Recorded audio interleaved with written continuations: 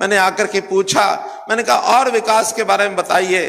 कहने लगे कि हरियाणा सरकार की जो ये पॉलिसी बनी है कि हर गांव में यानी बिना पर्ची बिना खर्ची के जो नौकरियां लग रही हैं वो इस इलाके में भी बहुत लग रही हैं। मुझे मालूम लगी कि नहीं लगी, आप बताइए गांव के अंदर कोई बिना पर्ची खर्ची के कुछ पढ़े लिखे नौजवानों को नौकरी मिली क्या? जरा हाथ खड़े करो तो मिली हो तो।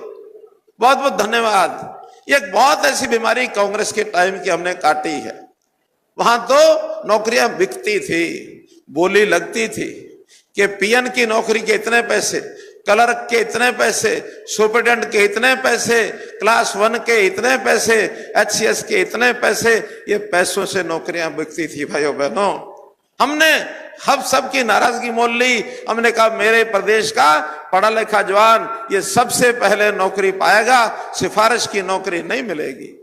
आखिर तो न्याय दिलाना है लोगों को। गरीब घरों के ऐसे बच्चे जो सपने में नहीं सोच सकते थे, ऐसे बच्चों की भी नौकरियां लगी हैं।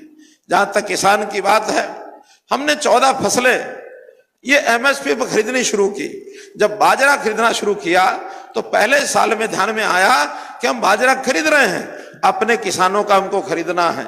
लेकिन साथ में बाजरे का भाव राजस्थान में बहुत कम था, वो भी आकर के और यहाँ 600-700 रुपए का ज्यादा भाव का बाजरा यहाँ बेचने लग गए। अगले साल से हमने कहा अपने हरियाणा के किसान किसी भी भाव बाजरा बेचेंगे, लेकिन जो एमएसपी का रेट है, बीच का जो डिफरेंस है, जो अंतर है, भावांतर भरपाई योजना के नाम से हरियाणा सरकार देगी हरियाणा के किसानों को।